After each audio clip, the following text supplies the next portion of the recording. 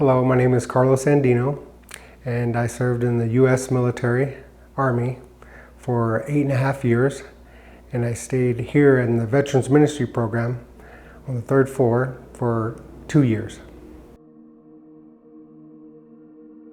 I was straight out of, 2 years out of high school, and I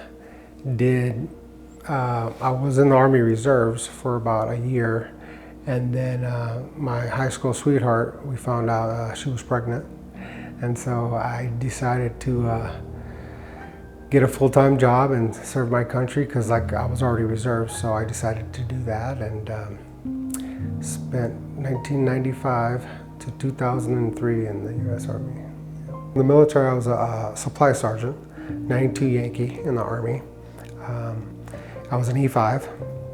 And so I dealt with ammunition, supplies, uniforms.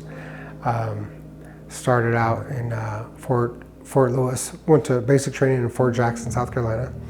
Then went to Fort Lewis, Washington, did 3 years there. That's where my son was born, my firstborn. And then went to Korea for a year, Panmunjom. And that's the border right there, North, South Korea, yep, the DMZ.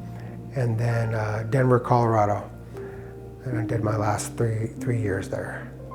So total 8.5 years, and it was amazing. Like I said, I got out on a medical. My body couldn't handle it anymore, my back and feet, but it was amazing. It was great. I loved every minute of it. The military always kept me busy, and so even on my downtime, my off time. I was looking for something that always kept me challenged, like the military did, and I couldn't find that, and so I tried to, I guess, find it with alcohol. You know, alcohol was always my tool.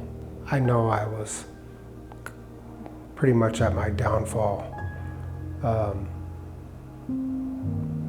when I got out, because it was just trying to find that replacement of the military, the socializing, the gathering. And I always thought that I could find that in alcohol, and it always just ended up not so good for me. So I would say alcohol, if I had to pick one, was always the toughest for me. 2003 was when I got out, and then like I said, I was always alcohol, you know, here and there, you know, DUI here, DUI there. And then ultimately, 2009 was my divorce, my separation from my wife, and that was my downfall. That was my ultimate downfall. 2012, I finally got my third DUI, and that's what I was looking at, 10 years in prison. So that kind of was a wake-up call for me. I went through the Veterans Court program and graduated. It was 2 years, and graduated, and then 2015 got done. But that was definitely one of the challenging moments in my life. We divorced in 2009, but we still became friends afterwards. And so I was living with her on and off. And then in Kuna, and then when the landlord decided to sell the house, we all had to go. And so I didn't know, he was giving me kind of a forewarning, you know, to kind of, you know, start looking, which I didn't. At that time, I didn't have a job or anything either. And so when the time came, I had to go. And so sometimes when one door closes, you know, others open. I hadn't worked in 12 years.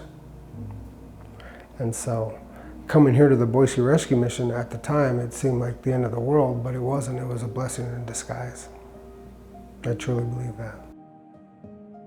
It was pretty scary. It was pretty scary, just for the fact that, you know, when you think of, like, you know, homeless, you know, you think of, you know, I've only seen it in the movies, you know.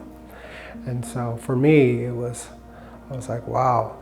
But I came here in open arms. Like, it just felt like home, like after the first week, and came and got a room downstairs, and after 3 weeks I got a job at Hobby Lobby, and after that I got a call from the Veterans Coordinator, and he told me that they've been keeping their eyes on me and seeing that the good things I've been doing by getting out and, you know, getting a job. And so they offered me a room on the veterans floor, which I didn't even have an idea of.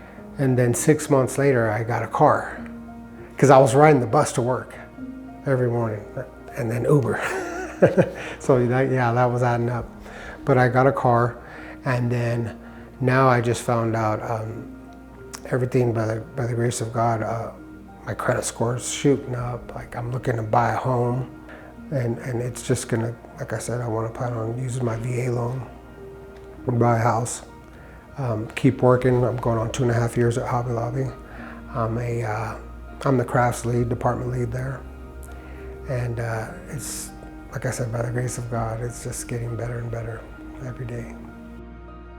When I'm at my lowest, and I think I'm alone, I'm not. He's there with me, you know. It's like that footprints in the sand quote, you know. I love that quote. And so coming here was a true test of my faith, and knowing that I'm putting it all in His hands. Like I said, without coming here, I don't know where I'd be still. Thank you for everything. It's without you guys, your sacrifice and your giving and your contributions, this place wouldn't be possible. I wouldn't be here.